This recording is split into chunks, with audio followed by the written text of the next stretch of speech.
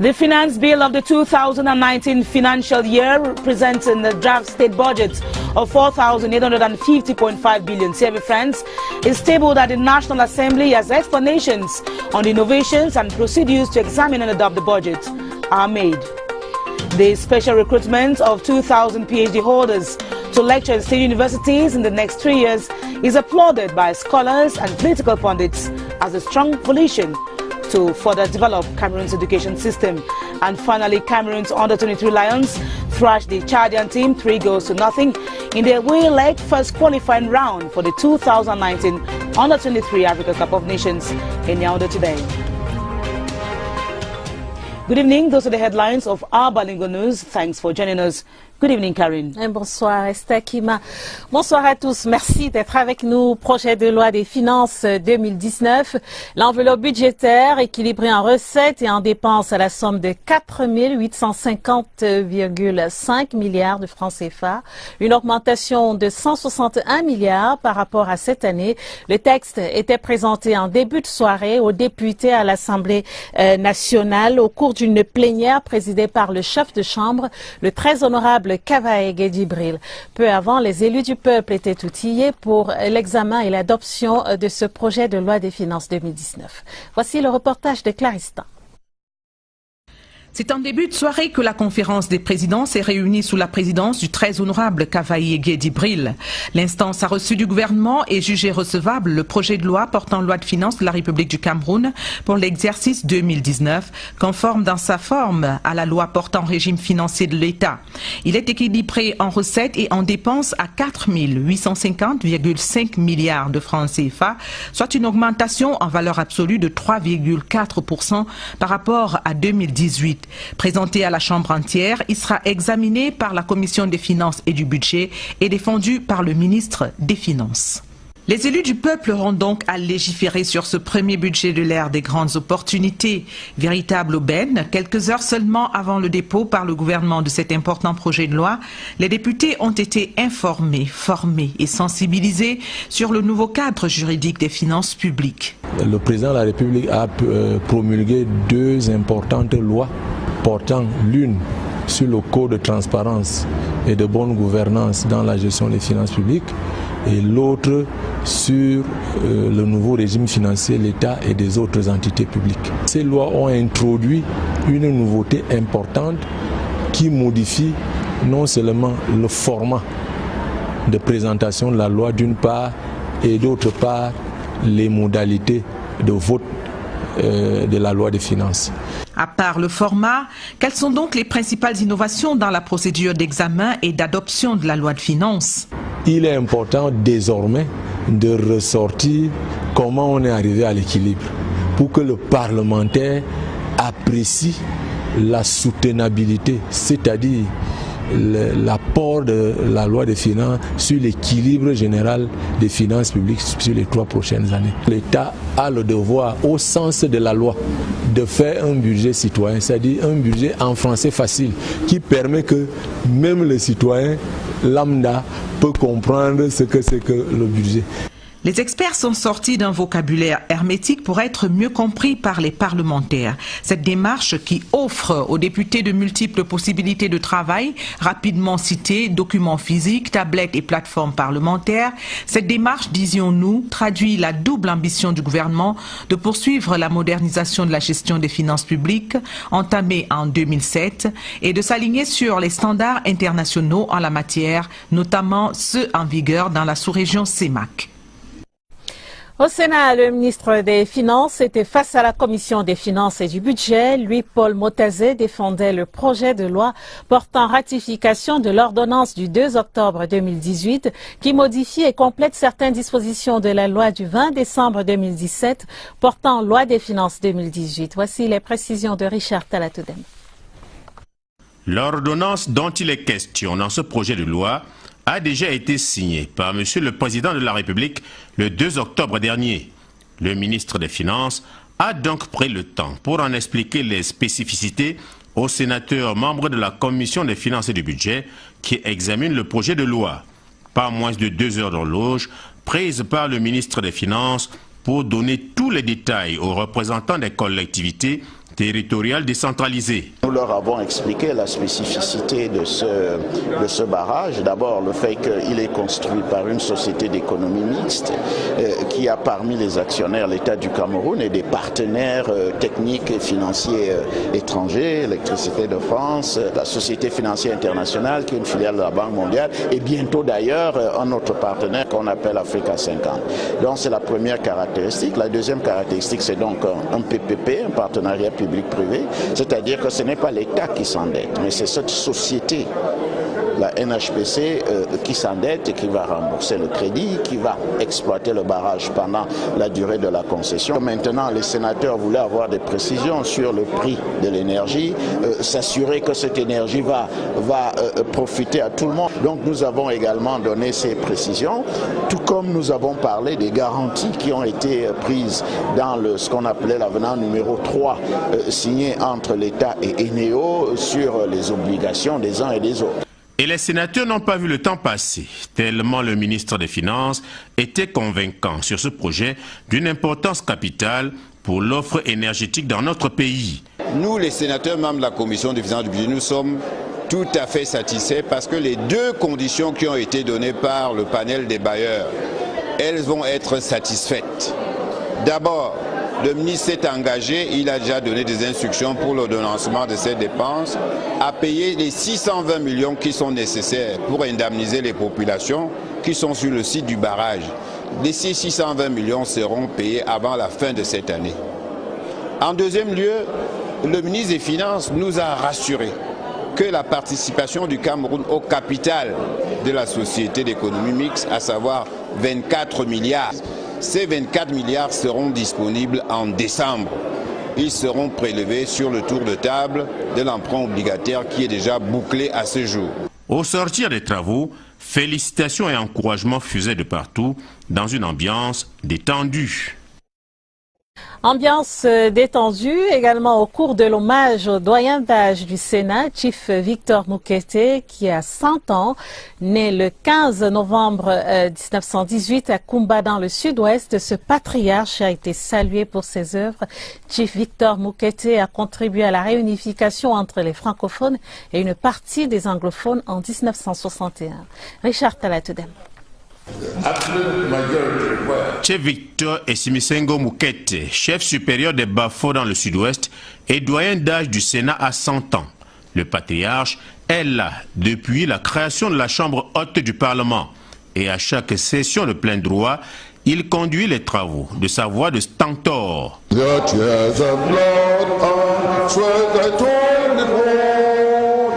Coïncidence heureuse, il souffle sa 100e bougie quand le Sénat est en pleine session budgétaire pour l'année 2018. Pas besoin donc de carton d'invitation pour les sénateurs qui, tels des abeilles, s'agglutinent autour de la ruche.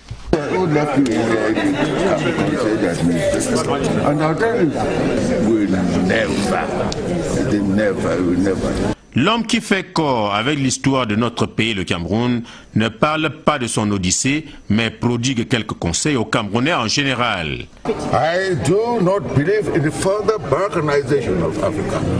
I do not. L'ambiance au Sénat, ce 15 novembre 2018, était donc inhabituelle. Chief Moukete et ses oripeaux sont comme des reliques que tout le monde veut toucher et être béni.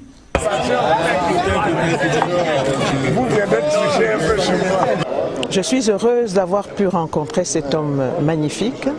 Je suis bénie. Merci pour le Cameroun d'avoir un homme de cette trempe. Merci pour nous au Sénat d'avoir côtoyé un centenaire qui paraît 30 ans de moins. C'est un monument. Être à côté de lui, je me sens vraiment toute petite et j'ai beaucoup d'admiration. On en a beaucoup à apprendre auprès de lui. On sent qu'il y a de la richesse, il y a de l'expérience, il y a la bénédiction. Le voisin du monument au Sénat se sent privilégié. J'amuse tous les camarades en disant que je serai certainement le prochain centenaire parce qu'il est en train de m'irradier de sa grâce. Et tous en chœur.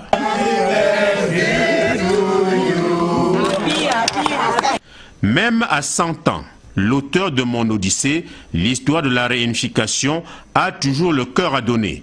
Che Victor Moukete offre gratuitement un exemplaire de ce document historique aux bibliothèques de toutes les écoles et de tous les instituts de l'enseignement supérieur au Cameroun. Patriotisme, quand tu tiens un patriarche, un centenaire, on dirait si jeunesse savait. Dans la suite du journal, ce communiqué de presse, le Premier ministre chef du gouvernement, M. Philémon Yang, représentera personnellement le chef de l'État, son Excellence Paul Biya, au sommet extraordinaire de l'Union africaine sur les réformes institutionnelles qui se tiendra à Addis Abeba en Éthiopie du 17 au 18 novembre 2018. Communiqué signé du directeur du cabinet Gogomo, Paul Mingo. La suite avec vous, Esther. Absolutely, Karine. From Parliament, the draft state budget of the 2019 financial year of the Republic of Cameroon stands at 4,850.5 billion CFA francs. This is contained in the finance bill of the year tabled before members of the National Assembly today in a plenary chaired by House Speaker Honorable Kavaige Jibril. Prior to this, the people's representatives were drilled on the new procedures to examine and adopt the state budget. Details in this report. The Finance Bill of the 2019 financial year, deemed admissible by the Chairman's Conference, presided over by House Speaker Honorable Kavaige Jibril, presents a draft state budget of 4,850.5 billion CFA francs, as against 4,689.5 billion in 2018. It shows an increase of 161 billion in absolute value and 3.4% in relative terms for improved economic growth. It provides for new customs, tax and financial measures to step up domestic revenue collection, reduce public expenditure and keep debt rates under control. Prior to the tabling of the bill in plenary, the members of the National Assembly acquainted themselves to the changes in the presentation format of the budget as expounded on by the Director of the Budget, Cyril Edo Allo. The innovations provide for a procedure that guarantees the financial equilibrium of the new finance law. The theory of equilibrium states that when we prepare the budget, the Minister of Finance needs to present the actual resources of the state that will be used to cover the expenditures that have been earmarked in the budget for the coming year. We have to show in detail what the state has as the general resources that will be used to finance the budget, and then show the deficit that is there and what are the measures that will be used to cover the deficit. For transparency and good governance, the adoption process will now focus on budgetary specialization per program and per allocation. The examination will start first with the equilibrium document. The Minister of Finance needs to prove that the state can sustain itself. That one has to be taken care of before the ministers will pass now to present their budget projects. These reforms, the Senior Deputy Speaker, Honorable Ilaron Itong admits, will enable Parliament legislate in accordance with CEMAC guidelines and international standards for sustainable economic growth. Finance Minister Louis-Paul Motese has called on senators to adopt the modification of the 2018 Finance Law of State authorizing the financing and construction of the Nachtigal Power Project. He was speaking to members of the Finance and Budget Committee of the Senate in Yaoundé today as he defended the bill. Senate's correspondent Charles Anyangwe reports on the importance of the bill as well on an advocacy workshop on the fight against gender violence, particularly HIV and AIDS, that took place at the Senate today. The raison d'etre of this Finance and Budget Committee meeting at the Senate was to get clarifications from the Minister of Finance on the ordinance of the Head of State relating to the funding, construction and exploitation of the Nachtigal hydropower project. The discussion we have had with the senators were to explain the project, to explain the relevant contracts, because there are a lot of contracts that have been signed, some of them between the state, the government and ENEO, some others with the state and the National Hydrocarbon Company, some of them between NHPC and the lenders. The importance of the project and the clarifications given by Minister Motese during the defense of the bill modifying certain provisions of the 2018 finance law were considered satisfactory. All the members of the committee are satisfied. The minister answered our questions. He gave very frank answers, enabling us to know what the project will cover at needs of our population. After the Finance Committee meeting, senators met in the House chamber for an advocacy workshop co-chaired by the Minister of Women's Empowerment and the Family, Professor Marie-Therese Abena Ondua Obama, and the Vice President of the Senate, Genevieve Chwez. The intention of the workshop was to woo senators to be more involved in the fight against gender violence, particularly the HIV/AIDS scourge. The Permanent Secretary of the National AIDS Control Committee, officials from the Ministry of Women's Empowerment, and senators exchanged ideas on how they can work together to bar the way to HIV/AIDS in the country. Still at the Senate, members of the Upper House of Parliament have described Senator Fon Victor Esimisongo Mukete as an extraordinary man with qualities who has served the nation for several decades. This was during an informal ceremony to wish him a happy anniversary as he clocked 100 years. Senate correspondent Charles Anyonge once again with the details. It was in the chamber of the Upper House of Parliament that senators surrounded Fon Victor Mukete to wish him a happy 100th birthday celebration.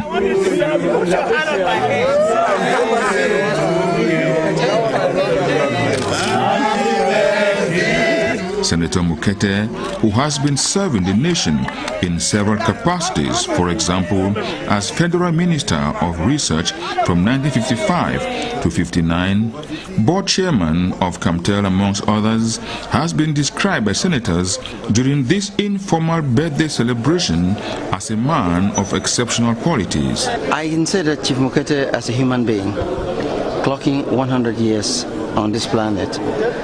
He deserves it because he's been a good person. He's been an upright person. He loved this country. Chief Mukete is an example of what every Cameroonian should aspire to be. From the kind of interactions we've had with him, we all realize that he's somebody who is very, very intelligent and somebody who has a lot of wisdom. When they talk of age being synonymous to wisdom, I think it is very, very appropriate. At 100 years, he still looks very strong and active.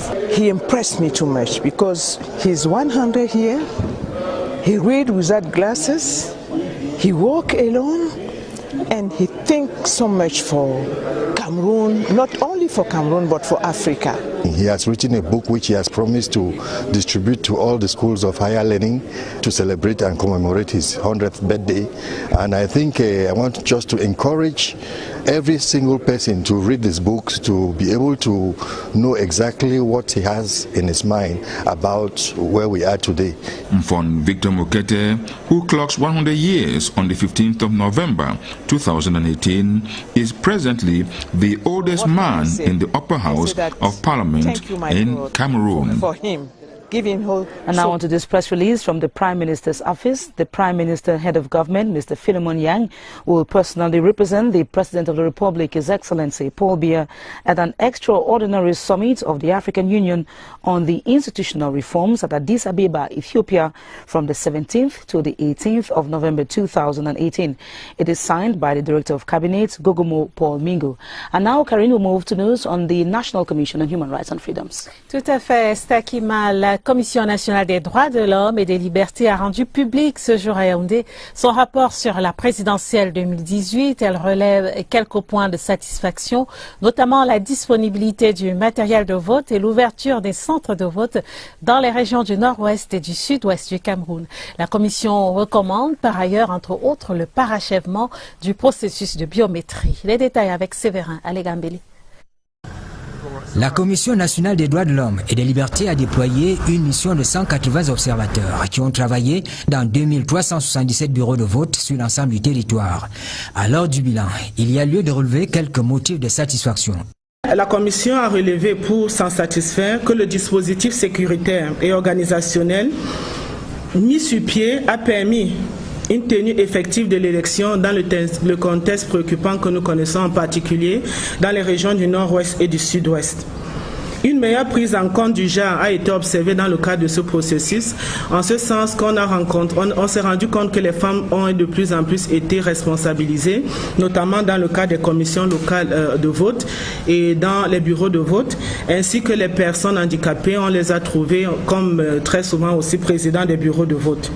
Il y a eu certes des points d'amélioration, et c'est ce qu'on a entendu pendant cet échange avec la presse, mais des zones d'ombre persistent. Le MINAT n'a motivé aucunement la réduction du nombre d'observateurs par organisation qui en faisait la demande. Les acteurs du processus électoral que sont et les CAM, les partis politiques, le gouvernement, sont particulièrement visés. Nous avons rencontré sur le terrain certains membres des bureaux de vote qui ne savaient même pas utiliser les registres qui étaient devant eux. On s'est rendu compte que dans certaines localités, vu le fait qu'on ne pouvait même pas se déplacer ce jour, les électeurs étaient amenés à parcourir des kilomètres pour pouvoir retrouver les bureaux de vote, notamment dans les coins retirés. Pourquoi ne pas, dans le cadre d'un processus d'inscription, au sortir du processus, avoir directement sa carte d'électeur? La Commission nationale des droits de l'homme et des libertés reste un organe consultatif, mais sa force de proposition n'est pas à négliger. Recrutement spécial de 2000 enseignants d'université, la mesure du chef de l'État continue de susciter de nombreuses réactions. Dans la région du Nord, elle est saluée par l'ensemble des populations et la communauté universitaire. Iya Hacham Alim à Garoua. À la faculté de médecine et des sciences biomédicales de Garoua, tout comme à l'annexe de la faculté des sciences juridiques et politiques de l'université de Ngaoundéré à Garoua, la décision du chef de l'État, Paul Biya, concernant le recrutement spécial de 2000 enseignants est accueillie avec joie et beaucoup d'émotion par les étudiants et les responsables de ces institutions dans le Nord. Vraiment, je suis satisfait, c'est une joie pour moi. Et je remercie le chef de l'État pour tous ses bienfaits. Je suis ravi de suivre ces informations qui viennent du président de la République. Il pense toujours à nous. Je suis heureux, on ne peut pas dissimuler cette joie-là, parce que c'est une bouffée d'oxygène, surtout pour un établissement comme le mien, et dont j'ai la charge depuis bientôt 1 an. Avec une population essentiellement jeune, le Nord attend beaucoup de ces enseignants qui seront injectés dans la fonction publique. Il faut des enseignants pour les sciences fondamentales. On aura besoin de cliniciens. Fier de voir l'attachement du président Paul Biya se matérialiser davantage vis-à-vis des jeunes étudiants, les responsables de l'enseignement supérieur dans le Nord se mobilisent pour un meilleur encadrement des apprenants, des grandes opportunités d'un septennat qui s'annonce prometteur pour les populations de tout le septentrion, surtout celles qui fréquentent la faculté de médecine et des sciences biomédicales de Garoua. Cette mesure présidentielle est saluée par tous, ou presque, on l'a dit. Elle va permettre de porter à 6 000 le nombre de personnels enseignants en service dans les universités du Cameroun. Elle va permettre également de garantir un encadrement optimal aux étudiants. Séverin Alegambeli. Depuis l'annonce du recrutement spécial de 2000 enseignants du supérieur ouverts aux diplômés résidents au Cameroun et à ceux de la diaspora, les réactions fusent de partout.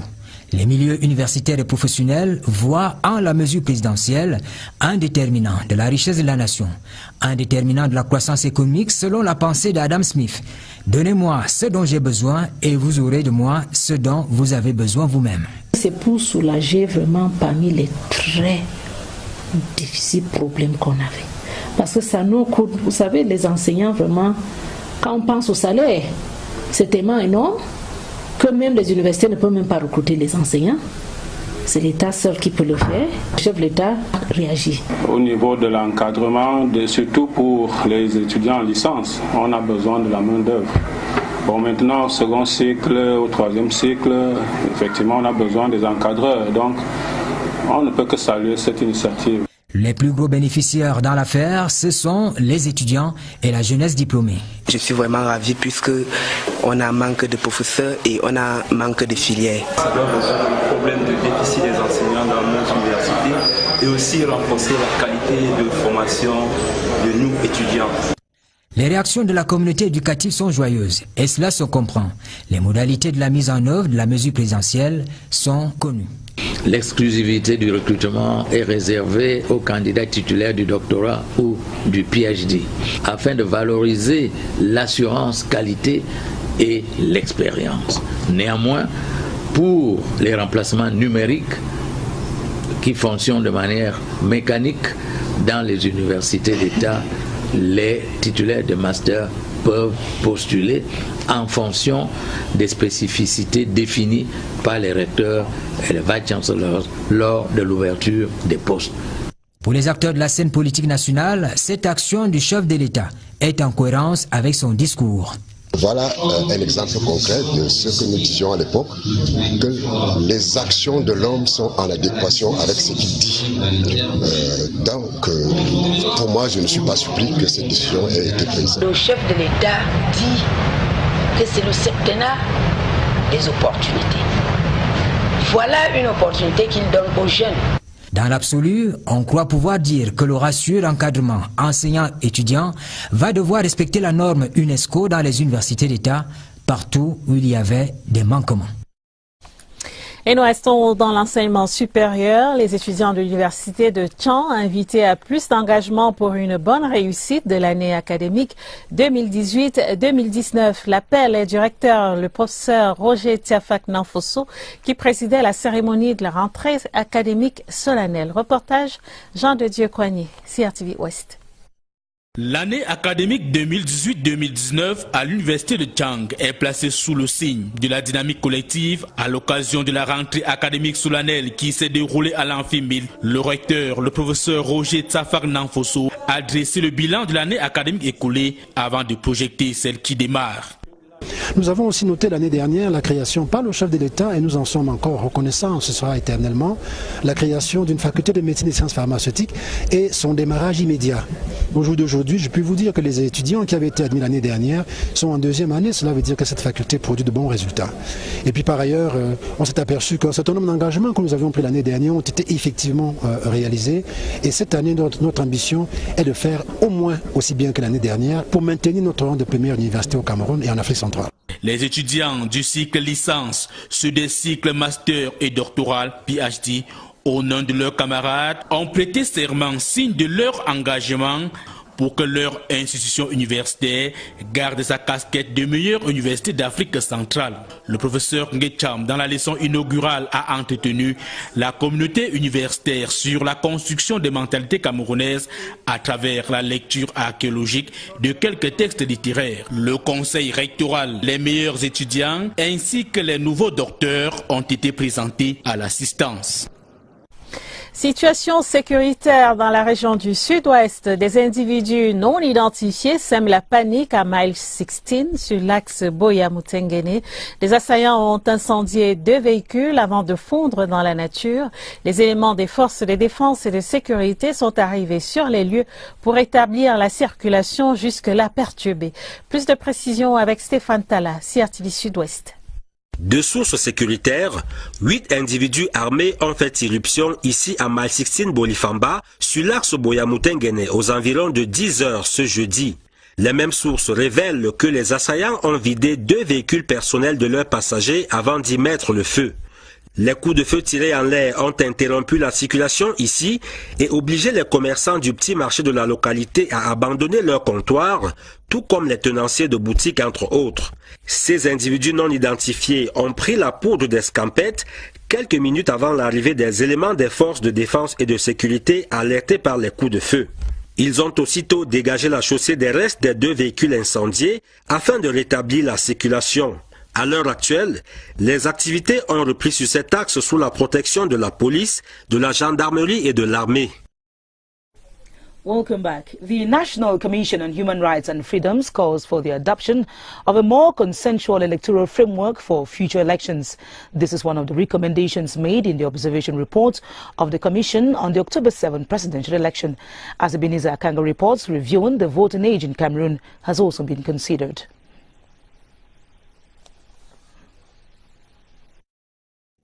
Deployed 180 observers who covered more than 2,000 out of the over 25,000 polling stations in the country in the October 7 presidential election. The bilingual report made public by the Commission presents the good practices observed in the election, shortcomings, and recommendations for a better organization of future elections.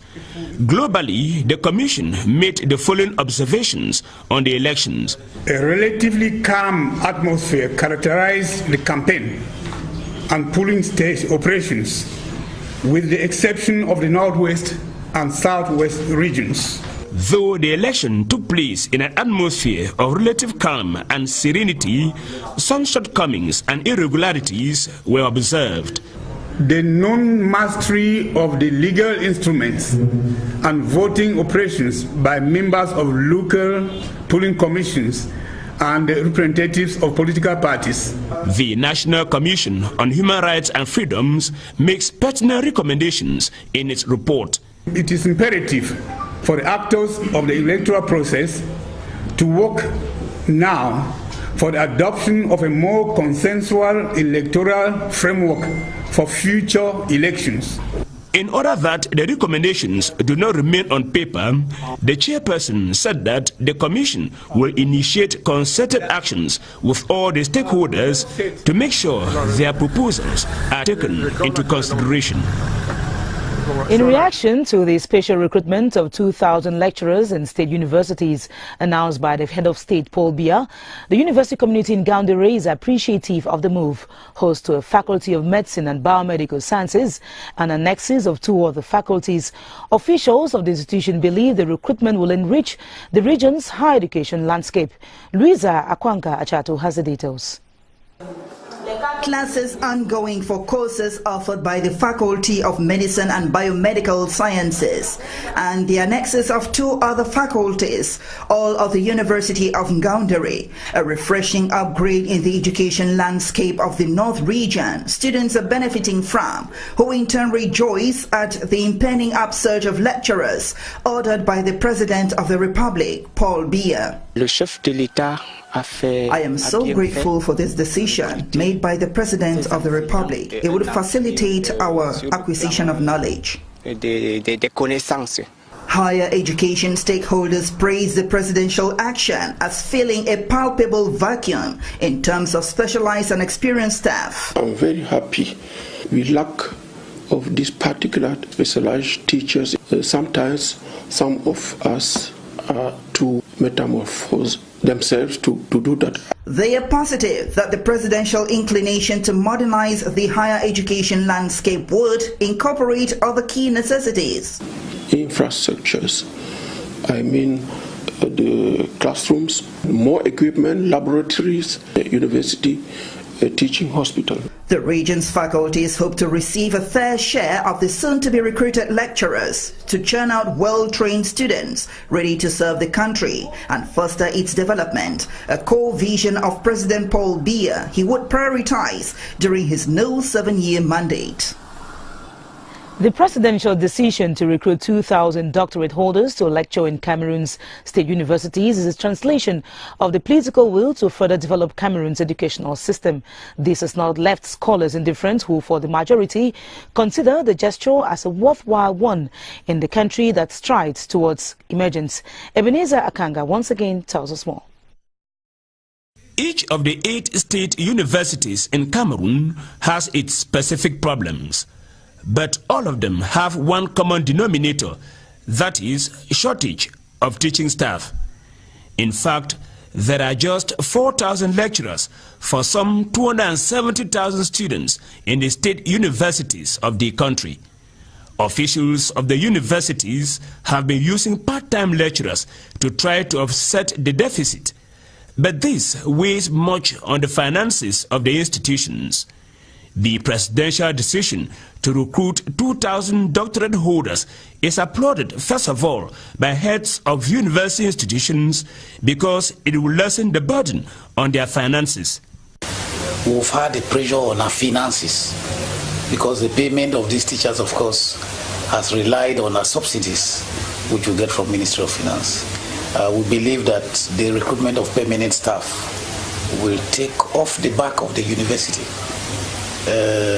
this particular expenditure. The needs of the University of Ngaoundéré are enormous. In the past year, we've had 4 new schools and not a single teacher recruited. But of course, we made up this gap by using part-time lecturers, which is very expensive. Apart from lessening the financial burden, the presidential decision partly provides a solution to the problem of shortage of lecturers in state universities. Better still, it will improve the lecturer-student ratio and ensure quality training. We have up to now 461 teaching staff, lecturers, and over, let's say, 30,000 students. So, which gives us, in terms of ratio, 1 lecturer for about at least 65 students. I am so happy because I need also a lecturer. And with that, Betwa ANS will have more lecturers. Not only university heads and officials have been reacting to the decision. The principal beneficiaries, who are doctorate holders and students, have also been expressing gratitude for the impending recruitment. It's a saluted initiative on the part of the head of state because when you look at the exponential growth in higher education in Cameroon, actually these lecturers are needed because many higher education institutions have been created in Cameroon, universities have increased, and you know this is the 3rd generation of lecturers who are being recruited because the previous generation actually they are gradually moving out of the system. The presidential decision to recruit 2,000 doctorate holders is undoubtedly very big news that fell this week, and the reactions have simply been commensurate to the magnitude of the decision. Still in higher education, the 2018-2019 academic year in the University of Chang in the West Region is underway. At the opening ceremony, Director of the University, Professor Roger Chafak-Nangfoso, enjoined the students as well as the teaching and non-teaching staff to be optimum in their academic performance. Gu Henry Tesambe reports. The University of Chang this year counts over 28,000 students dotted on 9 campuses in 6 regions of the country. Although the institution last year produced some 29 PhD students, it witnessed a drop in the number of students. Our university is among those in our country who can also train people in terms of health and life sciences. So we have a lot of testimonies that can show that last year we do our best to maintain our rank as the first university in Cameroon and the first in Central Africa. It was marked by an inaugural lesson, an oath-taking by freshmen, plus the award of prizes to best students of the institution. Placed under the theme Collective Dynamics Year 4, the students, teaching and non-teaching staff have taken a commitment for a successful completion of the academic year and the organization of the next Varsity Games. Away from education, security is being tightened in the Southwest region following recent barbaric acts perpetrated by unidentified gunmen. The setting ablaze of 2 vehicles in the town of Mile 16 Bolifamba has kept the population and forces of law and order on the alert. Charles Abono reports from CRTV Southwest in Boya. Suddenly emerged and started firing shots in the air. Some minutes later, they harassed the owners and occupants of some 2 vehicles and forced them to get out of the cars. The seized vehicles were set ablaze by the gunmen. Following a tip-off, the forces of law and order got to the scene of the incident and the gunmen escaped. Some of the stunned business people who witnessed the incident explained to the forces of law and order what they saw and heard. As a security measure, the forces of law and order blocked all movements in and out of the town of Buea for some minutes. The Mile 16 local market was also interrupted during that time. Movement was only allowed to resume after the situation got back to normal. Circulation of vehicles and persons has resumed. The population of the vicinity continue going about their normal activities as the security forces strategize on how to enhance the safety of the people. La ministre Koulsoumi Aladji Boukar, déléguée du CERAC dans la Damawa, présidait hier jeudi à Menganga la double cérémonie de rétrocession du Centre de promotion de la femme et de la famille de la localité, ainsi que la remise d'un important don de matériel agricole aux associations féminines du Mbéré. C'était en présence du gouverneur de la Damawa et d'une forte délégation du CERAC. Danjuma Bobo Beloko, CRTV à Damawa. Voici le centre de promotion de la femme et de la famille de Menganga. Sous le coup de pinceau du CERAC, l'édifice présente un visage plus avenant. Des habits neufs pour un meilleur cadre de travail et des équipements performants pour une meilleure formation des apprenantes. Nous disons grandement merci à la première dame, Madame Chantal Bia, pour avoir réhabilité notre centre qui était dans un état de délabrement très avancé. Les apprenantes qui viendront maintenant se former au centre seront satisfaits d'être dans un milieu décent. Un don du CERAC, doublé de la remise d'un important lot de matériel agricole, composé pour l'essentiel des brouettes, des machettes, d'arrosoirs, des semences améliorées et des engrais, entre autres. Le tout remis aux associations des femmes rurales du Mbéré par les bons soins de Mme Koulsoumi Boukar, représentante personnelle de Mme Chantal Bia, présidente fondatrice du CERAC, à l'effet de répondre à une demande sociale. Le CERAC consolide chaque jour davantage sa bonne réputation, celle d'un partenaire qui rassure à travers ses actions de solidarité agissantes, de partage, d'inclusion sociale et de progrès humain. Un geste qui traduit à suffisance de l'engagement jamais démenti de Mme Chantal Bia en faveur de la promotion et de l'autonomisation de la femme camerounaise.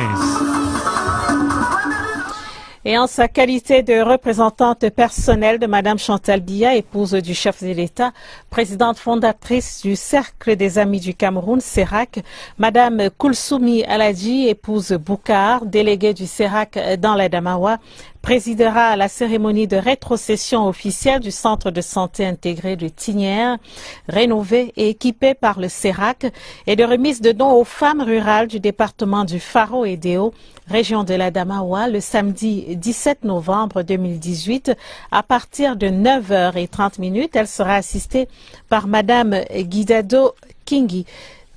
Communiqué signé du directeur du cabinet civil, Samuel Vondo Ayolo. Les acteurs de la santé publique étaient réunis ce vendredi dans le cadre d'un atelier sur les ressources génétiques, les savoirs traditionnels et leur incidence sur la fabrication des médicaments. Les participants ont été édifiés sur les enjeux de la propriété intellectuelle dans la valorisation des médicaments issus des ressources génétiques et savoirs traditionnels. Les détails avec Marie-Laurence Kay. La médecine traditionnelle a longtemps soigné les Camerounais et les Africains en général. Elle se doit aujourd'hui d'être valorisée vu la place qu'elle occupe dans le système de santé en général.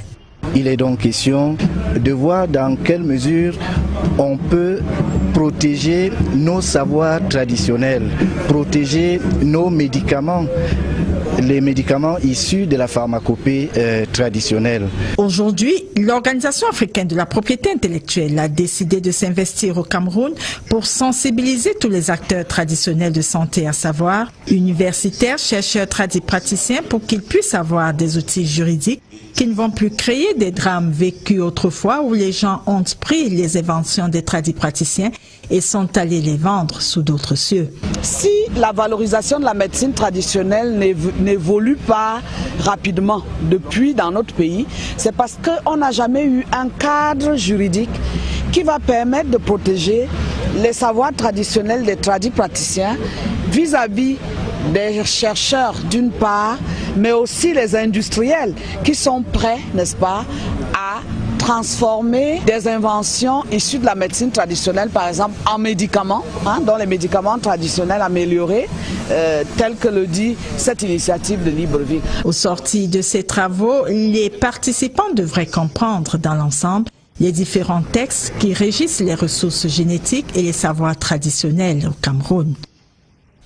Et bien que séculaire, aujourd'hui, la médecine traditionnelle tarde encore à se forger une garantie à toute épreuve, malgré les solutions que l'on peut parfois lui reconnaître et la volonté des pouvoirs publics de lui conférer une légalité. Beaucoup tardent encore à faire breveter leur invention auprès des institutions compétentes. Alors, qu'est-ce qui coince? Voici quelques pistes de réponse dans ce reportage de Oswald Medou. En Afrique, elle est presque aussi vieille que le monde. La médecine traditionnelle a traversé les âges et forgé la vie des générations entières. Aujourd'hui encore, elle demeure à la base des pharmacopées les plus développées du monde. Seulement sur le continent, les acteurs du secteur ne sont toujours pas véritablement sortis du cocon purement traditionnel. Quelques praticiens ont déjà pu faire évoluer leur science. Beaucoup s'installent déjà dans des officines mieux structurées. Il y a ceux qui ont hérité des parents. Et ils ont aussi fait des études universitaires, comme nous. Seulement, il reste encore un pas à franchir. Faire breveter les résultats de leurs recherches, dont certaines sont de véritables innovations. L'absence de culture sans doute. Un produit que nous avons déjà emballé comme ça, qui traite l'estomac, qui a fait 10, 15, 20 ans. Le gel Germon pour laver le corps. Nous avons constaté que les gens ont des mycoses, des problèmes de démangeaison. Donc c'est un gel très naturel fait à base de la citronnelle. Voilà, qui mousse comme ceci. Le gouvernement contribue déjà à sa manière à réduire ce qui s'apparente plus à un manque de culture.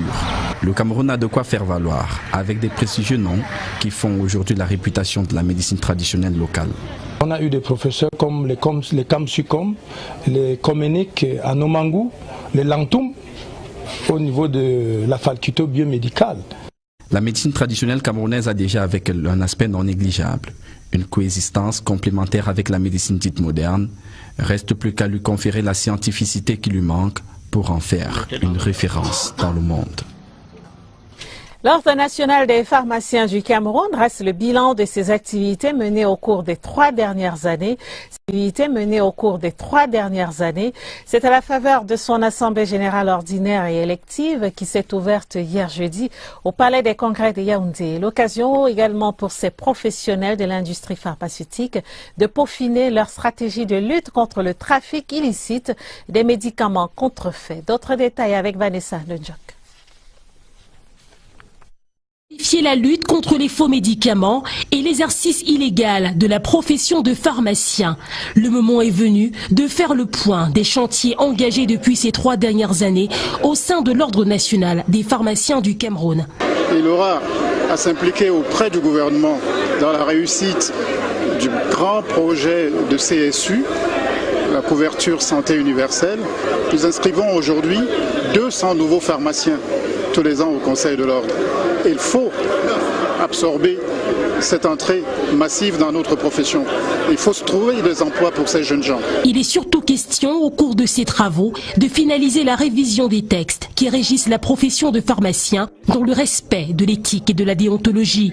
Autre projet en cours, la création d'une usine école à l'université de Douala pour la formation de futurs pharmaciens et l'acquisition d'un site pour la construction du siège de l'Ordre national des pharmaciens du Cameroun. Des réformes qui devront permettre d'améliorer l'offre de santé au Cameroun, notamment dans le domaine de l'industrie pharmaceutique. Il appartiendra aux membres de l'Assemblée générale d'apprécier le travail qui a été fait, de proposer d'autres projets. Nous pensons qu'il faut orienter les choses différemment. La suite, ce sera l'Assemblée générale élective, à l'issue de laquelle seront élus les nouveaux membres du bureau du Conseil national de l'Ordre des pharmaciens du Cameroun. Le Cameroun prépare sa participation au sommet Africité. L'événement s'ouvre à Marrakech au Maroc le 20 novembre prochain. En prélude à ces assises, le ministre de la Décentralisation et du Développement local, Georges Elanga Obam, présidait ce vendredi à Yaoundé un atelier de sensibilisation de la délégation camerounaise. L'atelier vise à rehausser la qualité de la participation du Cameroun à ce grand rendez-vous. Agnès Solange-Abessolo. C'est le plus grand cadre d'échange panafricain entre acteurs du développement local et de la décentralisation.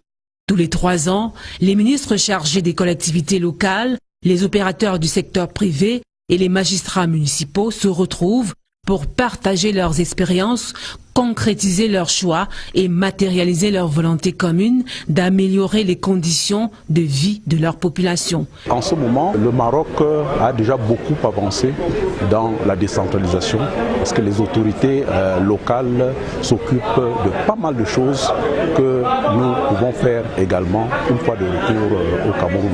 Je sais que le Maroc a une excellente expérience en matière d'autonomie énergétique au niveau des communes.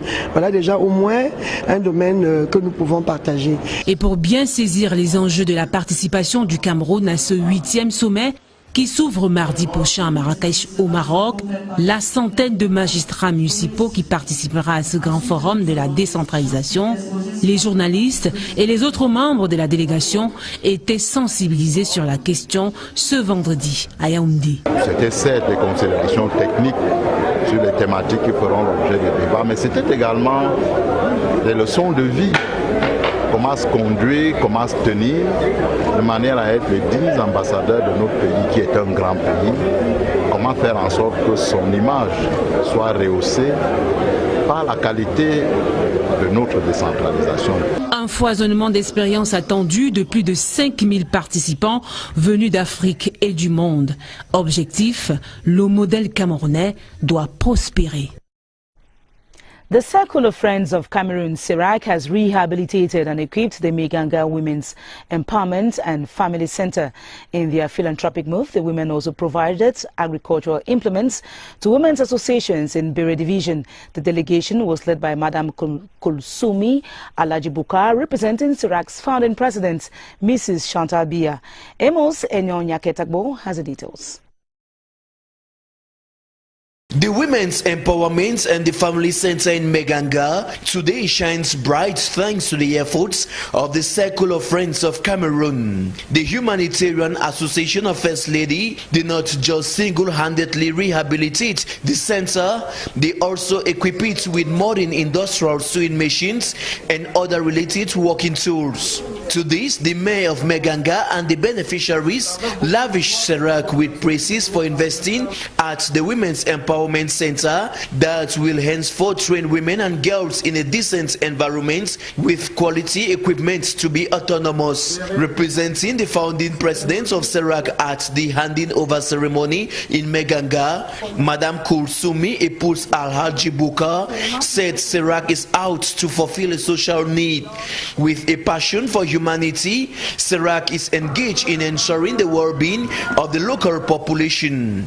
Since agriculture and livestock production are the main income-generating activities of the rural women, CIRAC provided organized rural women groups with farm inputs to help improve their production, revenue, and well-being. In a related development, in the capacity of personal representative of Mrs. Chantal Bia, spouse of the head of state, founding president of the Circle of Friends of Cameroon, CIRAC, Mrs. Kulsumi Alaji Bukar, regional delegate of CIRAC in Adamawa, will preside over the ceremony of the official registration of the renovated and equipped Integrated Health Center in Tinier and the handing over of gifts to rural women in Faro and Deo Division, Adamawa region, on Saturday, the 17th of November 2018.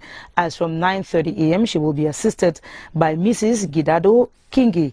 It is signed by the Director of the Civil Cabinet, Samuel Vondo Ayolo. In other news, to better harness traditional knowledge in view of obtaining intellectual property rights has been spotlighted at a workshop organized by the Ministry of Mines, Industries and Technological Development. According to researchers, the impact of traditional knowledge on drug manufacturing is quite considerable and ought to be preserved. Clarice Aritakan tells us more. Rich biodiversity makes traditional know-how in the management of genetic resources an asset. According to researchers, access to these resources is said to be essential in the manufacturing of drugs. Experts believe the pharmaceutical industry has a lot to gain from information made available by custodians of the vast cultural heritage the country boasts of. Reason why stakeholders insist there is need to protect traditional knowledge through intellectual property rights. The workshop, organized by the Ministry of Mines, Industries and Technological Development, served as a forum for knowledge sharing and raising awareness on the role of different players. Different forms of inheritance that they receive from parents, and that they don't know how to go about it. And today, legally, if you have an invention and you cannot protect that invention does not belong to you. I think if information is disseminated down to everybody in the field, there is subvention equally towards acquisition of a patent or deposition of a trademark. I think is going to be of great importance to our natural products. Administrations, social professional organizations, community representatives and researchers are expected to know the stakes and propose a common approach which will put all actors on a level playing field. The collaboration between conventional and traditional medicine was equally emphasized. Traditional doctors and researchers in Cameroon produce herbal medicine on a daily basis, usually recognized as effective. Unfortunately, these products are sold without any form of intellectual protection, thereby putting traditional doctors at the losing end. Christian Chatham investigates why traditional medicine in Cameroon is lagging behind in terms of property protection. Traditional medicine is still the first source of treatment for countless numbers of Cameroonians. The sector also represents huge political, economic and geopolitical stakes which can propel Cameroon at a go if properly managed. Despite the huge potential, the sector still seems to be lagging behind in Cameroon today. The Organization of Property Rights asks us to pay certain money to protect our product. Then the question that we are asking is that how can you protect a product that you don't have machine to produce them? If traditional medicine has not been developed to its full potential in Cameroon, it is because the legal framework has not been put in place. With joblessness nowadays, people just dive into the field, but they are hiding behind the fact that there's not a concrete law managing traditional medicine. But I think from any time from now, that law will be coming. For a sector on which a big portion of the population relies for health, the practices have remained traditional. There are still people who go and harvest heavy quantity of barks of trees where they cannot proceed them, especially in the rainy season like this. You go and harvest a bark of trees, they will get spoiled because you might dry them on the sun and rain come and fall on it and it will not dry very well. With its physical, psychological and spiritual dimensions, traditional medicine still has all to offer to Cameroon today if well managed. Still in health, the National Pharmaceutical Society has been challenged to update the legal instruments governing the sector in order to weed out quacks and to produce results that enhance the universal health program in Cameroon. The Minister of Public Health, Andre Mamafuda, called the pharmacists to task as he opened a two-day ordinary general and elective assembly of the National Pharmaceutical Society at the Yaoundé Conference Center. Kilian Dandifon has the details. There are about 2,000 registered pharmacists in Cameroon. More than 500 have joined the National Pharmaceutical Society within the past 3 years. In a General Assembly at the Yaoundé Conference Center, professionals in the domain have taken stock of their activities for 2018. Public Health Minister Andre Mamafuda, who opened the ordinary session, exhorted them to take up the challenges they face and clean the sector. The main challenges are the fight against illicit drugs, illicit sale of drugs. The other challenge is the health insurance also. The success of the health insurance is something important for all our population. The last one for me is how to absorb, how to incorporate the new pharmacists. The second day of the assembly, Friday dedicated to the election of the president for the next 3-year term of office, whose statutory role is to ensure ethics, morals and respect of deontology in the profession, ended without choosing a new president because the elective quorum was not attained. In other news, Cameroon is set to be part of the United Cities and Local Governments of Africa's event, AfriCities, that will run from November 20 to 24 in Marrakesh, Morocco. Over 100 local council authorities are expected at the summit that will hold under the theme, the transition to sustainable cities and territories, the role of African local authorities. A Formosa reports on a preparatory meeting presided over by Minister Georges Elanga Obam of Decentralization. Engaging towns, connecting cities and African territories for networking, boosting investments and stimulating economic growth are expected fallouts of the Marrakech summit, AfriCities. Going to Marrakech means that we are going to meet a lot of people who have different ways of doing things. And by what we are going to see, by what we are going to listen to, we are sure that we are going to gain more experience and more know-how to give an impulse to the decentralization that the head of state is asking for. A huge Cameroonian delegation of over 100 persons are part of the nearly 6,000 delegates expected at this summit. It's an opportunity for us to improve on techniques, on improving the living conditions of the grassroots citizens. We have to formulate situations on integration, peace and unity of Africa. My preference will be on household solid waste management.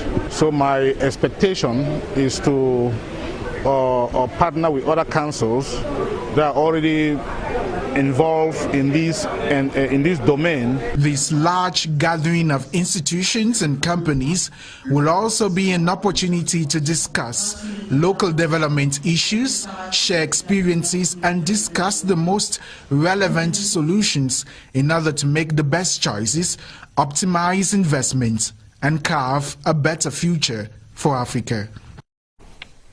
La coopération allemande GIZ apporte son soutien pour le développement des exploitations agricoles. C'est à travers le projet de promotion du financement agricole Profina, un atelier de restitution des enquêtes menées auprès des producteurs et propriétaires de fermes agricoles viennent se tenir à Yaoundé. Objectif de ces travaux, proposer des outils pour résoudre les problèmes de financement des producteurs. D'autres précisions avec Marie Laurensky. Le milieu rural, où se pratiquent en majorité les activités agricoles, présente de nombreuses spécificités que le système financier classique ne prend pas suffisamment en compte, même si des projets ont été réalisés au cours de ces dernières années. À ce jour, la coopération allemande qui œuvre déjà dans le développement rural se joint au gouvernement du Cameroun pour réduire l'inadéquation entre besoins des producteurs en termes de financement agricole et les offres des établissements de finances. La GIZ, avec son approche, compte tout d'abord à identifier les besoins de ce petit producteur en matière de capacité pour être capable d'accéder à un crédit. Mais ceci doit se faire à travers un bon modèle d'affaires, ça veut dire une innovation dans laquelle il va investir. Ça peut être un séchoir de cacao, ça veut dire qu'il faut bien d'abord analyser si cette innovation technique est vraiment économiquement viable. L'approche adoptée par le projet Profina est de développer des outils qui permettent de financer les agriculteurs, les producteurs et les institutions financières qui vont accompagner ces producteurs.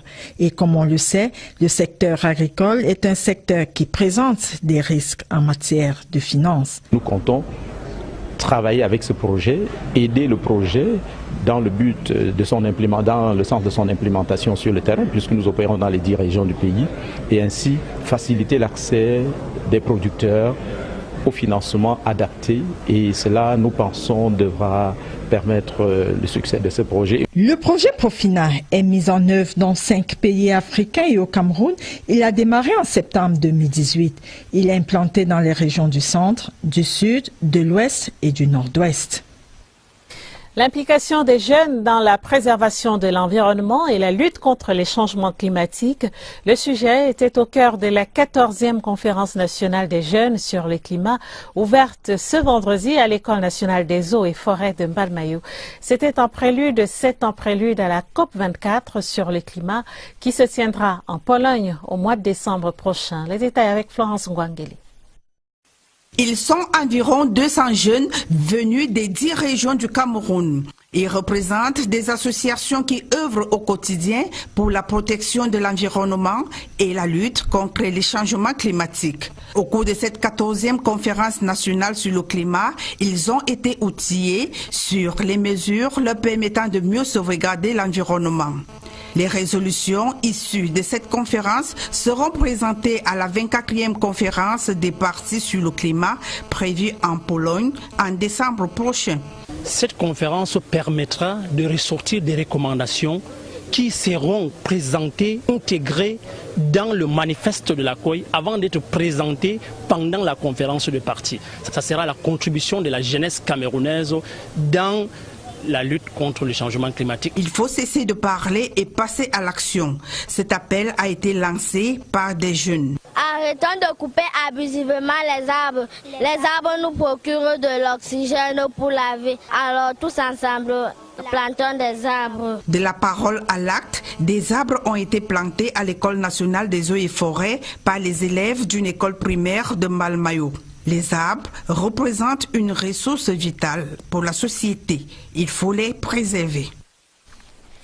Les responsables récemment nommés au ministère du Travail et de la Sécurité sociale ont été installés ce vendredi dans leurs fonctions. Principale recommandation du ministre Grégoire Owona qui présidait la cérémonie, travailler en synergie pour la promotion du travail décent et de la sécurité sociale pour tous. Ibrahim Mohamed Abbassi. C'est au total 38 personnels promus dans les services centraux du ministère du Travail et de la Sécurité sociale qui ont reçu l'onction de la hiérarchie. Des responsables qui ont déjà élaboré les feuilles de route. C'est d'abord la discipline qui englobe la ponctualité. Il est surtout question de préserver les acquis, d'assurer la dynamique qui est déjà impulsée jusque-là. Pour relever les défis qui interpellent l'administration du travail, la consigne du ministre Grégoire Owona s'est voulue claire. Il me plaît de rappeler ici l'une des interpellations majeures du président de la République. Et je le cite, « D'une façon générale, au cours du septennat qui s'annonce, nous verrons à consolider nos acquis tout en explorant les pistes nouvelles nous permettant de saisir toutes les opportunités d'un monde en constante évolution. » Raison pour laquelle Grégoire Owona a prescrit aux promus rigueur et moralisation dans l'accomplissement de leur mission. Vous invitez à donner une fois de plus le meilleur de vous-même sur la voie de l'exemplarité, de l'excellence, de la probité morale. Pour cela, la promotion du dialogue social, la célérité dans le traitement des dossiers et l'abnégation au travail doivent être de mise. Stakeholders in the agricultural sector from Mali, Benin, Nigeria, Zambia and Cameroon are seeking ways to provide adequate assistance to farmers. At a workshop in Yaoundé, they deliberated on means of acquiring financial assistance through loans in microfinance institutions and banks in partnership with the German project. Lou Maslim Davies has the details. In developing countries, particularly sub-Saharan Africa, majority of the population continue to live in pitiful poverty, which hampers development. In Cameroon, the plight is more in rural areas, where classic financial systems ignore specific problems, therefore blocking development. Is to achieve the first step of a new program that is to present the offer in terms of credits for smallholder farmers in livestock and in agriculture. On one hand, we work on improving the offer, meaning better products for the consumer, that is the farmer, and on the other hand, a better demand for credits on the side of the farmer. Adapted financial services is therefore necessary in the rural areas to boost agriculture and agro-industrial enterprises. A lot of training is needed because many farmers, they cannot read and write, and they need support how to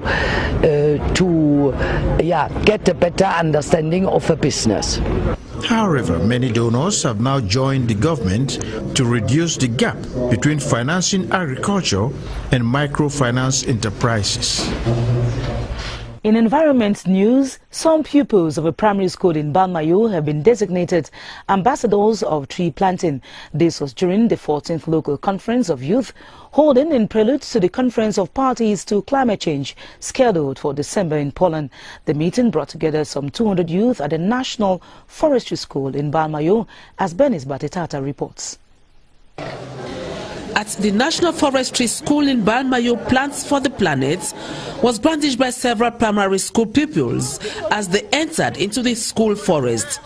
They had earlier received the training on the importance of tree planting. Using the director of the school, the pupils passed the message, "Stop talking, plant a tree." Then they got designated as goodwill ambassadors for climate action by several NGOs. They have also the charge of sensitize other children, because through this conference they are going to be well equipped to spread messages concerning climate change. The conference has as theme to let the children appropriate the mechanisms of fighting climate change. Said to be at 16% of the world population, the youths of 16 to 26 years old were described as the most apt to replicate climate actions. Forest is life. If there are proposals on how to maintain the ecosystem and to plant trees in order to curb climate change challenges, if they don't do it, it means they are a vulnerable generation. So the first beneficiaries are they themselves, because all what they are doing is to preserve them for the future. The recommendations from the two-day conference of the 14th National Local Conference of Youths are to be forwarded for deliberations at COP24 in Spain as voices of youths of Cameroon. Newly appointed officials of the Ministry of Labour and Social Security have committed themselves to promote decent work for all. This was in the course of their commissioning into office by the Minister of Labour and Social Security, Gregoire Owona. Joyce Tata covered the installation ceremony and now reports.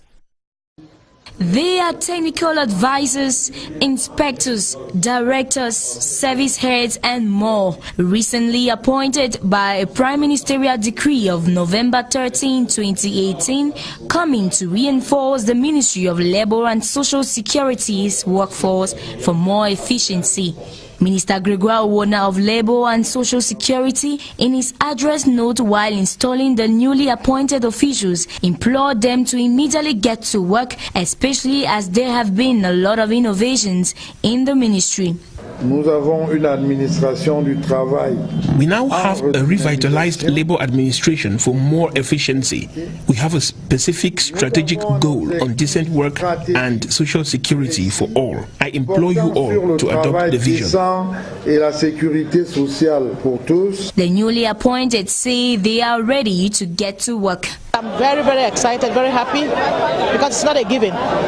To be maintained for 8 years, it means that the minister has a serious confidence on you. And I just want to say that we are going to continue with the same spirit. We will try to do the best, to be on the right direction that has been given by the minister. Family, friends and well-wishers were very much present, not only to capture the moment, but also personally congratulate and wish them well with the tasks ahead of them. Place à présent à l'affiche culturelle du week-end. Grâce Deka est en spectacle ce soir à la Sanza Night Club à Yaoundé.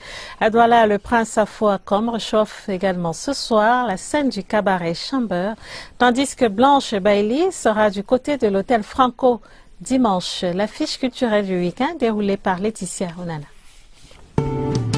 Grâce Deka, la diva du Makossa, va distiller la bonne humeur dès 22h ce vendredi.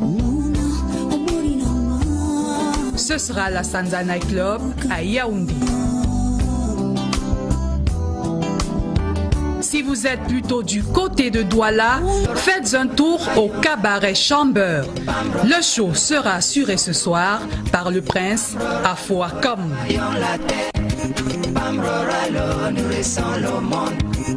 Clôturons le week-end en beauté avec Blanche Bailly.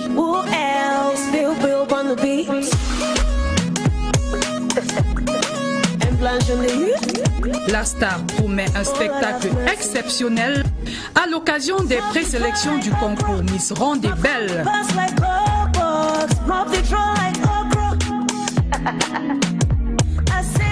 Rendez-vous Hôtel Franco à Yaoundé dès 14h. Agréable week-end. As you just watched in our weekend cultural roundup, Makossa icon Grace Deka is set to perform tonight in Yaoundé at the Sanza nightclub. Other artists, the likes of Afouakam, will be on stage in Douala. Meantime, movie projections in Yaoundé and Douala, as well as cultural festivals, are on schedule, as now presented by Ashley Yu. Grace Deka, the female Makossa icon with a golden voice, will be entertaining fans and music lovers tonight at the Sanza nightclub. The exciting moment not to miss out starts as from 10 p.m.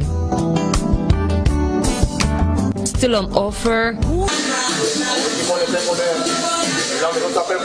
DJs will be receiving recognition award tonight at the Carissa nightclub in Yaoundé. They will be displaying a glimpse of their talents. Take it a rendezvous and get spoiled with remixed songs as from 9 p.m.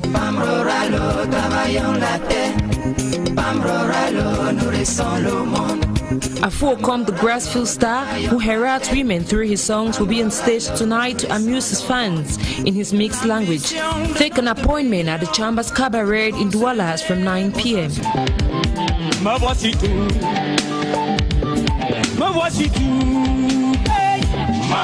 Bikotsi lovers are not left out. Come discover your favorite Bikotsi artist in another milieu that will trigger your emotions. Come along with a swimming suit for the water Bikotsi, which starts as from 11 a.m. in Yaoundé at the Hilton Hotel on Sunday. Rural woman, make me walk the land. Rural woman, wanna pick the world. Whatever the weekend likes, you will certainly have a variety. Go out and have fun.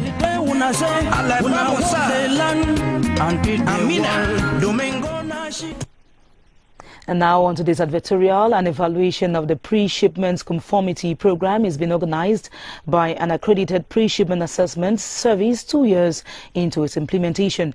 The workshop was launched by the Director General of the Standards and Control Agency, Charles Botoangon. Details with Dixon Ashu from CRTV Littoral in Douala. The 5th year running, teachers and institutions benefited money and laptops from the Kaji Defoso Foundation. They were 71 in all who were handed a total of 19.2 million francs CFA in cash by 71 laptops evaluated at 21.3 million. This means the Kachi Defoso Foundation spent some 14.5 billion francs to assist the teachers and institutions. I was very happy to attend this ceremony because school teachers are at the heart of the society. And I think that we should be grateful for them because they take care of our children. It was another opportunity for the chairperson of the Kaji Group and the managing director of Union Camerounaise de Brasseries, Mr. Adjewole Ikiola Adebayo, to thank the institutions and teachers for coming to the aid of students. When you give education, you are building the future leaders. Of course, we are particularly celebrating the teachers today. We have a lot of faces on this quality back to school. We reward parents of students by giving them scholarship and by giving them school kits. We give them insurance winners. We also celebrate the teachers. Of course, it's a common saying that the reward of teacher is in heaven. We don't want to believe that. We strongly believe that in our own little way, we are watching somewhere and we recognize their contribution. The teachers were also praised for the excellent results for the 2017-2018 school year and went home happier with their checks and laptops. I'm coming from Yagua, Lycée Bilingue. It is a gift from UCB. I'm very happy for this gift. The occasion was spiced by music from Jore, Racine Sangat and Eyu Maurice. La mutuelle communautaire et de croissance MC Carré inaugure ses bureaux de Nangué-Boko dans la Haute-Sanaga, région du centre. Cette structure de microfinance offre plusieurs services bancaires aux clients pour les accompagner dans leurs différents projets. La cérémonie d'inauguration a été présidée par le PCA de la MC Carré Nangué-Boko, Grégoire Vongo. Reportage Richard Atangana Obama, CRTV Centre. La MC Carré Nangué-Boko est la première microfinance de la Haute-Sanaga.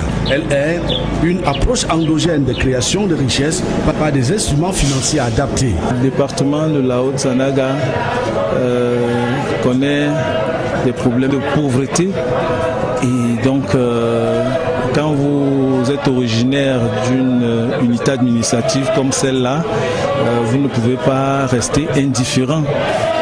Et donc, en cherchant des solutions et sur la base de mon expérience dans la région de l'Est, je me suis dit pourquoi ne pas importer ici ce qui marche ailleurs.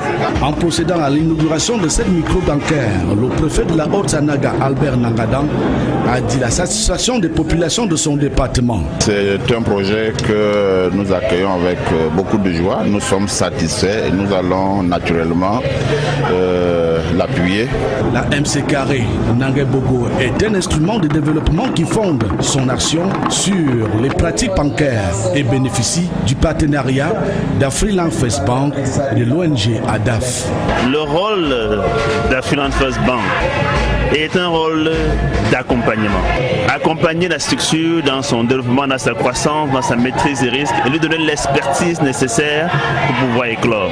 ADAF, dans le modèle MC2, a pour rôle d'apporter toute l'assistance technique, assistance institutionnelle pour le développement des MC2. La MC Carré Nangué-Boko offre les services de formation, d'appui, de conseil aux mutualistes, d'accompagnement et de promotion des micro-projets économiques et une variété de services financiers. Pour ouvrir un compte, vous avez deux étapes. Vous avez d'abord l'adhésion. Vous avez deux types de comptes. Vous avez le compte courant et le compte d'épargne. Le compte d'épargne, pour l'ouvrir, il faut simplement verser au minimum 23 000 pour ceux qui veulent être membres actifs et pour ceux qui veulent être membres associés, vous versez un minimum de 1 000 francs. La MC Carré Nangué-Boko est ouverte. Ses services sont fonctionnels. Les premiers usagers ont ouvert leur compte. Éliminatoire Cannes Cameroun 2019, les Lions indomptables enregistrent leur première défaite du groupe face à la sélection marocaine. Battu 0 buts contre 2, le Cameroun perd la première place au profit de son adversaire du jour. Retour sur les temps forts de ce Maroc-Cameroun disputé ce vendredi à Casa avec Joseph Gouetamandé. Une fin de match triste pour les Lions indomptables. Leurs homologues de l'Atlas ont été plus habiles au cours des 90 minutes de cette 5e journée des éliminatoires de la prochaine CAN de football. Tout commence par ce pénalty à la 52e minute. Ziyech prend le portier camerounais à contre-pied et donne l'avantage à la sélection marocaine. Ouverture du score ici au stade Mohamed V. Un quart d'heure plus tard, une incursion marocaine dans la surface de réparation de l'équipe camerounaise se conclut par cette frappe de Ziyech qui laisse impuissant André Onana. Attention à Ziyech, deuxième but marocain avec cette frappe de Ziyech qui trompe sur sa gauche le gardien camerounais. Le Maroc prend le large et le Cameroun multiplie des fautes. Le capitaine Karl Toko Ekambi sera d'ailleurs expulsé à la 78e minute. À 10 contre 11, les Lions indomptables n'ont pas pu réduire le score. Et en battant le Cameroun ce vendredi à Casablanca, le Maroc s'est hisse au sommet de ce groupe B. À 0 but contre 2, le tandem Clarence Seedorf, Patrick Kluivert essuie la première défaite sur le banc de touche de l'équipe nationale de football du Cameroun. Une défaite qui devrait susciter des enseignements pour élaguer des insuffisances. Et chez les dames, cette fois, le coup d'envoi de la CAN féminine de football sera donné ce samedi au Ghana. La compétition mettra aux prises les 8 meilleures équipes du continent. Le Cameroun sera de l'expédition. Bien évidemment, les Lions indomptables du Cameroun, vice-championnes d'Afrique, tenteront de remporter leur premier titre continental dans la catégorie. Georges Marcel Messila. 8 prétendantes pour une couronne, la compétition interghanienne s'annonce palpitante et très disputée. Pour les 7 autres équipes qui voudraient remporter cette 11e édition, il faudra détrôner le Nigeria tenant du titre et plusieurs fois vainqueur de la compétition. Si pour l'Algérie, le Mali, la Zambie et l'Afrique du Sud, l'essentiel pourrait se limiter à une prestation tout juste honorable, la Guinée équatoriale, le Ghana et le Cameroun affichent clairement leurs ambitions. En 10 éditions déjà disputées, seule la Guinée équatoriale a remporté les seuls titres ayant échappé aux griffes de l'aigle nigérien. Après une phase éliminatoire tumultueuse, les filles de Malabo arrivent au Ghana avec la ferme volonté de redorer un blason quelque peu terni par une exclusion temporaire de cette compétition. Le Ghana, pays hôte, jouera devant son public et aura à cœur de montrer un visage conquérant et caresse le rêve à peine voilé de garder le trophée à la maison. Et les Lions indomptables du Cameroun alors? Pas de doute, l'expédition interghanienne s'apparente à une opération rachat. Gaël Enganamouit et ses coéquipières sont résolus de faire oublier l'immense désillusion d'il y a 2 ans, ici même à Yaoundé, où elle s'était faite coiffer au poteau par le Nigeria. Face au Mali ce samedi après-midi à Accra, les Lions indomptables ont l'opportunité de bien soigner leur entrée dans la compétition. Dans un groupe qui compte également l'Algérie et le Ghana, pays organisateur, la victoire lors du premier match peut avoir son importance. Cette 11e Coupe d'Afrique des Nations de football féminin se jouera sur les sites de Accra et de Gold Coast jusqu'au 1er décembre prochain. Et les 3 meilleures équipes seront automatiquement qualifiées pour le tournoi mondial de l'an prochain en France. Still in sports, Cameroon's under-23 football Lions this afternoon defeated Chad 3-0 in their away leg first qualifying round for the 2019 under-23 Africa Cup of Nations. With the 3-0 win, the under-23 Lions have taken a comfortable lead ahead of the return leg match scheduled for next Tuesday. Borden Sama watched the match and now has the highlights. Cameroon's under-23 Lions celebrating an impressive away leg win against their Chadian counterparts, a comfortable lead ahead of Tuesday's return leg match. 8 minutes into the match, Ignatius Ganako's shot permitted the Lions to obtain a penalty that was beautifully concretized by Martin Hongla. With a 1-0 lead, Eric Mbo at the 17th minute saw his beautiful combination with Ganako, whose shot was stopped. 33 minutes into the match, the Chadian goalkeeper stopped Ignatius Ganako from scoring Cameroon's second goal. Chad came close to equalizing during the last minutes of the first half. Upon resumption for the second half, the under-23 Lions were determined to consolidate their lead as Eric Mbu Ayuk at the 47th minute, after dismissing Chad's defense, scored Cameroon's second goal.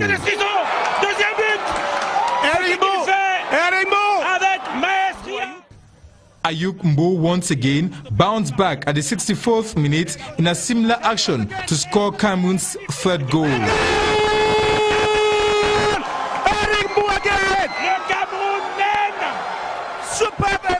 After 90 minutes of play, it was a 3-0 win for the under-23 football Lions of Cameroon, who wait for the return leg match next Tuesday in N'Djamena.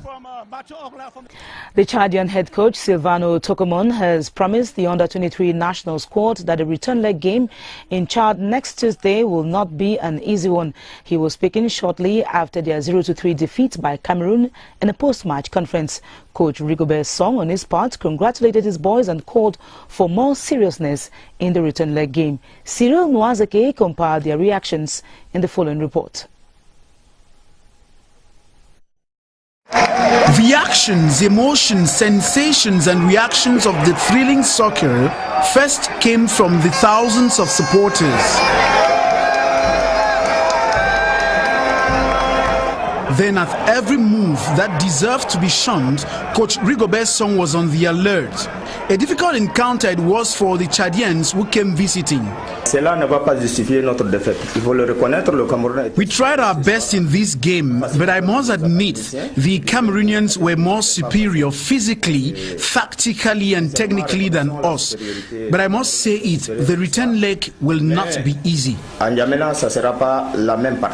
For his first outing with the under-23 squad, he got the average mark.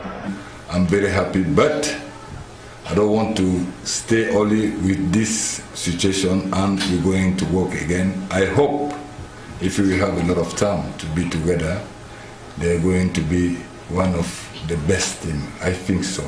The team spirit on the turf paid off for his boys with the 3-0 lashing. I'm very happy for the result of today. It's like a group, like a family.